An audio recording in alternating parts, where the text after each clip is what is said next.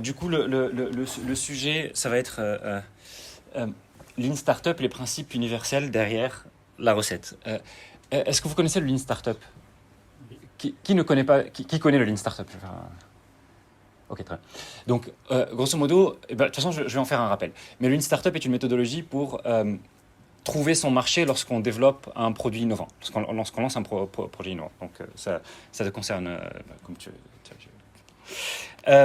Alors, c'est une méthodologie qui a été formalisée par un entrepreneur américain qui a échoué sur ses 2 premières entreprises et qui a développé petit à petit cette méthode-là, avec laquelle il a réussi sa 3e entreprise. Il s'appelle Eric Ries et donc le livre c'est un best-seller qui a été publié en 2011, donc de Lean Startup. Avant de vous dire, Lean Startup est une méthode extrêmement codifiée. Je vais vous l'expliquer très rapidement, en prenant quelques raccourcis. Ensuite, ce qui m'intéresse moi dans Lean Startup, c'est que la méthode telle qu'elle est, on ne peut pas forcément l'appliquer à tous les projets. Par contre, il y a des principes fondamentaux derrière cette méthode qui, eux, on peut toujours trouver un moyen de les appliquer quel que soit son projet parce que c'est des principes universels. C'est ça le sens de ce talk. Donc, l'idée, c'est que quand on a un projet innovant, une étape très importante, c'est d'écrire noir sur blanc ce qu'on appelle les hypothèses fondamentales de mon produit innovant. Pourquoi je parle d'hypothèse? Parce que si c'est un produit innovant, je n'ai pas la démonstration dans le monde réel que ce produit peut fonctionner et que je peux créer une entreprise rentable en étant basée sur ce produit. Si je crée une boulangerie, vraisemblablement, c'est quelque chose qui peut marcher, générer de l'argent et être pérenne. Si j'imagine un produit innovant, ça n'a jamais été fait, je ne sais pas si je peux arriver à cette conclusion. Donc en fait, je vais formuler des hypothèses. Je vais dire, je pense que cette cible-là serait prête à acheter cette solution parce qu'elle délivre ce service-là. Et c'est très important de l'écrire noir sur blanc pour le formaliser parce qu'on va beaucoup utiliser ces réponses-là pour la suite. Une fois qu'on a fait ces hypothèses, l'idée c'est de créer ce qu'on appelle le MVP, le Minimum Viable Product, le produit minimal. On va essayer de réduire notre produit au maximum pour qu'il soit le moins cher possible et qu'on le publie le plus rapidement possible pour pouvoir le tester auprès de sa cible. Et en fait, quand on va mettre ce produit-là et le confronter à sa cible, on va rentrer dans un cycle d'itération qui s'appelle le Build, Measure, Learn.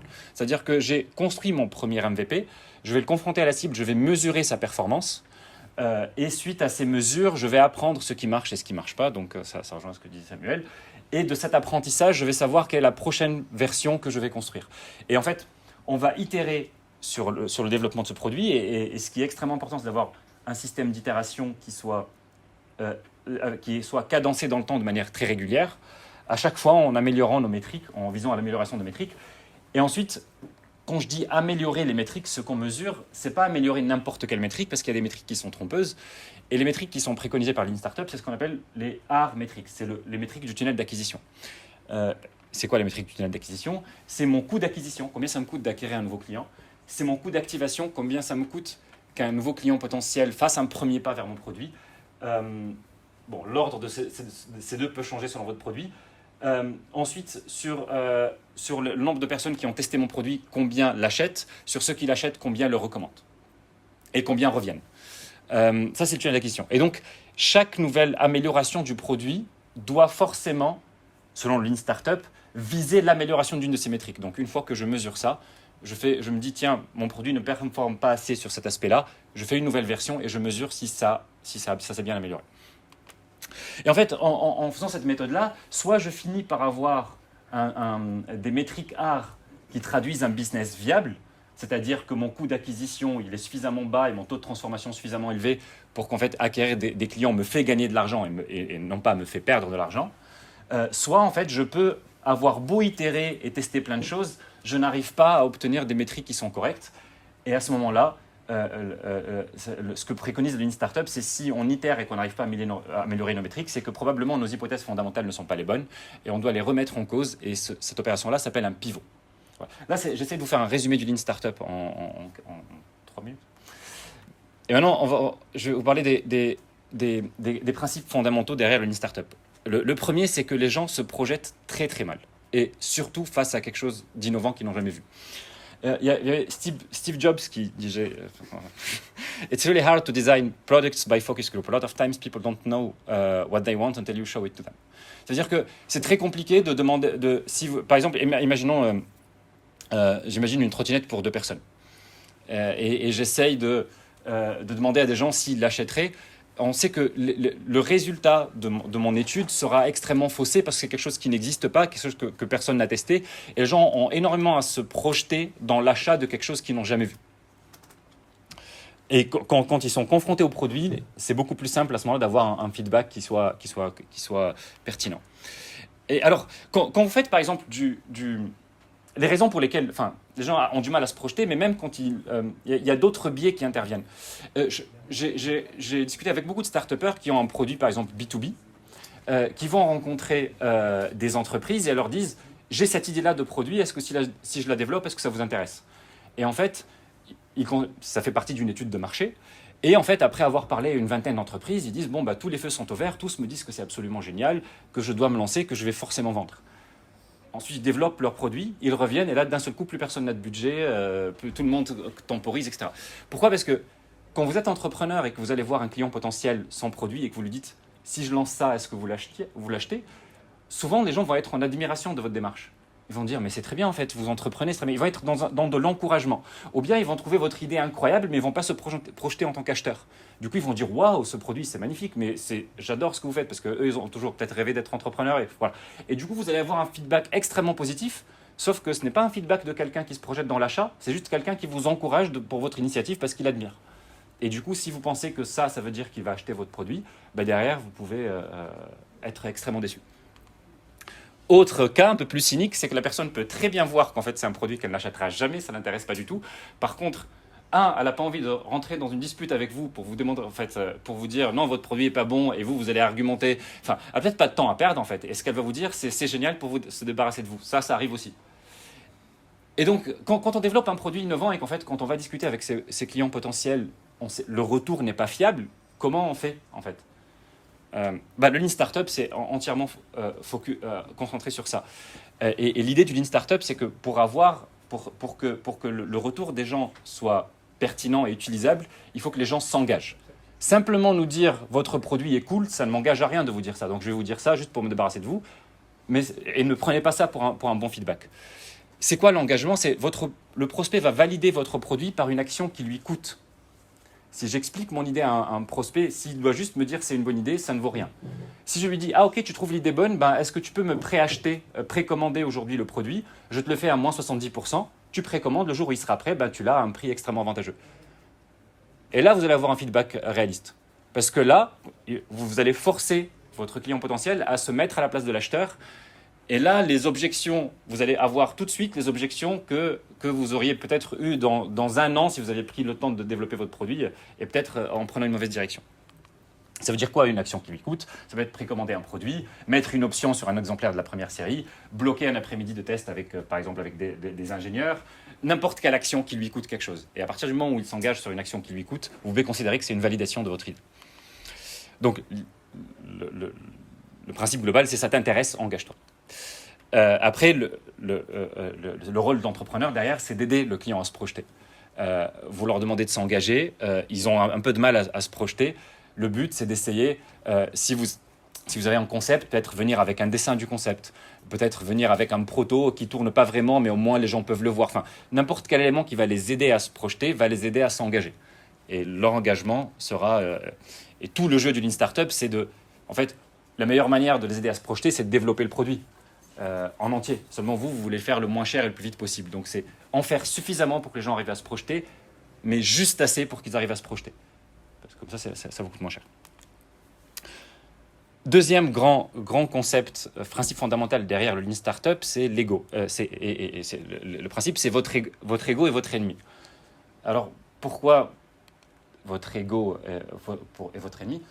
Quand votre ego est flatté, en général, vous allez avoir un biais qui part d'un sentiment d'invincibilité. Votre ego qui est flatté, vous allez négliger des obstacles, vous allez surestimer vos capacités, et ça, en général, ça vous fait faire des erreurs.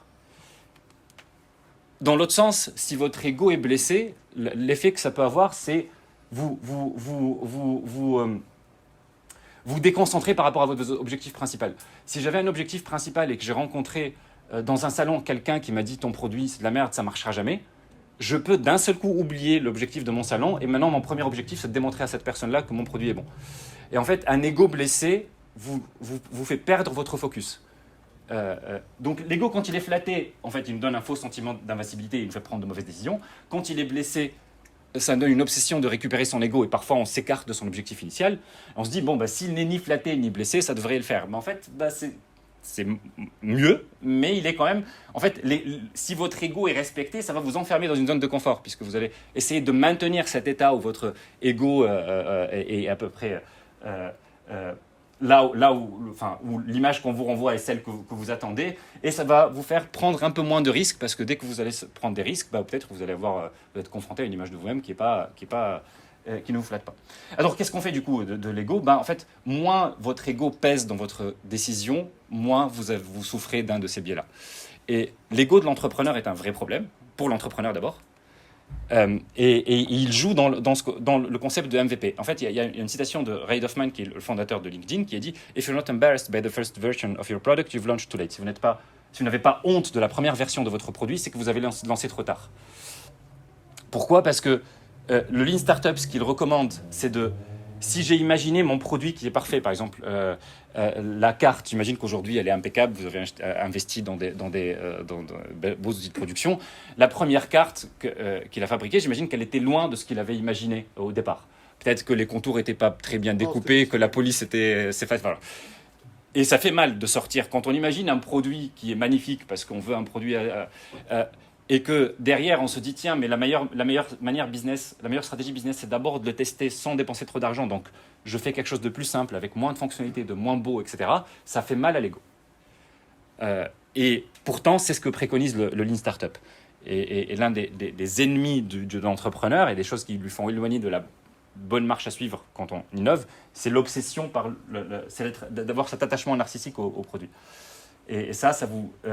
En fait, l'attachement narcissique au produit fait qu'au lieu de se lancer très vite avec un produit rudimentaire, un peu plus petit, un peu plus moche, un peu moins léché, et déjà commencer à avoir des retours marché, commencer à faire des tests, savoir quelle est sa cible, quelle est la bonne promesse, quels sont les bons arguments de vente, ça nous fait en fait partir dans ce qu'on appelle un tunnel, parce qu'en fait, si la lumière au bout du tunnel, c'est le marché et le savoir, eh bien, on va s'enfermer pour développer le produit parfait. Et si ça se trouve, on fait complètement fausse route, mais on ne le sait pas parce qu'on n'a pas testé son produit. Et ça tue beaucoup de startups. Et le Lean Startup, donc, il préconise ça. Et donc, MVP, pensez à MVP. Troisième principe fondamental derrière le Lean Startup, c'est le risque, ça se gère. Quand on développe un produit innovant, on prend un risque. Comme je l'ai dit, si j'ouvre une boulangerie, je sais que ça va... Enfin, si je ne fais pas trop de conneries, ça marche. Voilà. Si je décide de faire des cartes de visite à 50 €, il y a des doutes. Tu as eu des doutes. Là, je vois que ça marche bien, mais le doute est bien placé. Et du coup, comment on gère ce risque-là ? Alors, je sais pas, SpaceX, vous avez dû en entendre parler récemment. Ils ont fait le premier essai de lancement orbital du Starship. C'est extrêmement intéressant parce que Elon Musk raconte absolument tout, alors avec les mauvais côtés et les bons côtés. Ça veut dire qu'il va vraiment expliquer sa stratégie, là où ils en sont dans leur avancement. Si ce sujet vous intéresse, c'est intéressant de suivre ce qu'il fait avec les entreprises qu'il a. Pas Twitter, mais les autres. Et donc, il avait fait du coup une présentation dans les premiers plans du Starship. Donc, il y a énormément de défis technologiques pour ce Starship. Et en fait, avant de construire quoi que ce soit, la première chose qu'il a construite qu'il a faite dans ce Starship, c'est le réservoir. Un réservoir, parce que le Starship a des dimensions absolument faramineuses. Et l'idée, c'était d'avoir un réservoir qui était capable de supporter une pression énorme et avec un réservoir qui a des dimensions beaucoup plus importantes que tout ce qui a existé. Et c'était l'élément le plus risqué de son composant Starship. Du coup, ce qu'il a fait avant de construire quoi que ce soit d'autre, une fois qu'il a conçu et qu'il sait que dans sa conception, il y a cet élément-là qui est le plus risqué, avant de développer quoi que ce soit, il a juste construit le réservoir et il a fait un test de rupture sur son réservoir. Voilà la taille de son réservoir par rapport à un être humain. Ah, attendez. Ouais.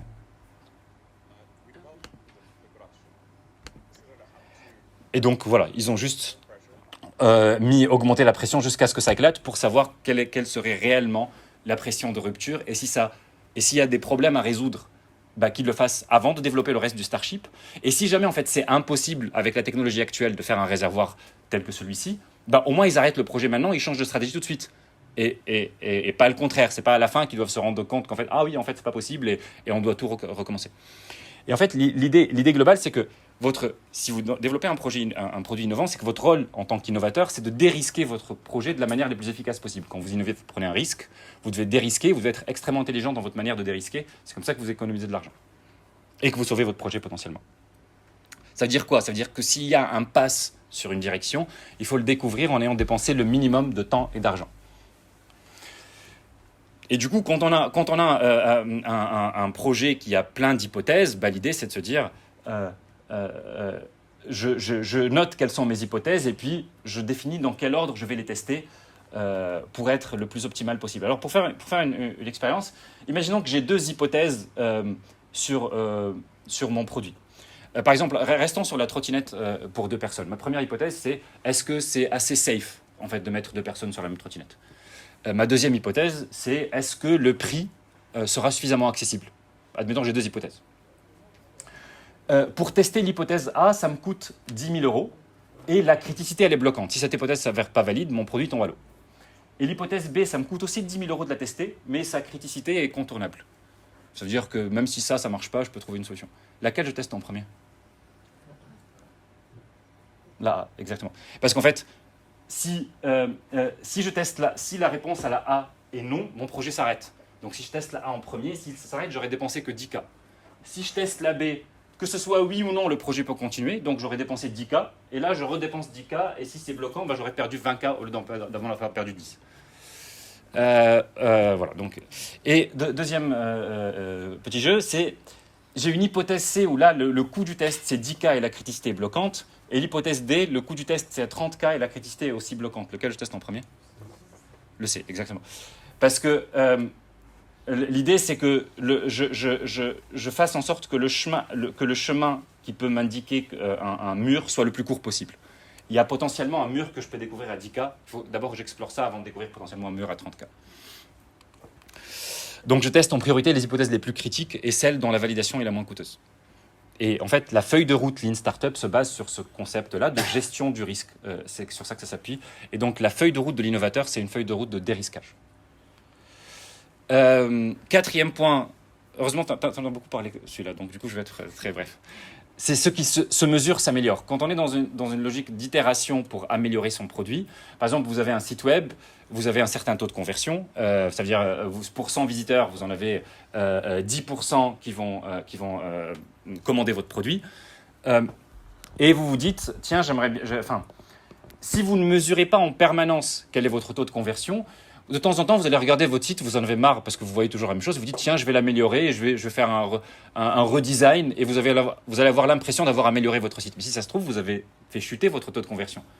Donc en fait, si vouloir améliorer les éléments de son business, si on ne mesure pas exactement leur efficacité, on peut très facilement se retrouver à juste poursuivre son narcissisme et tourner en rond.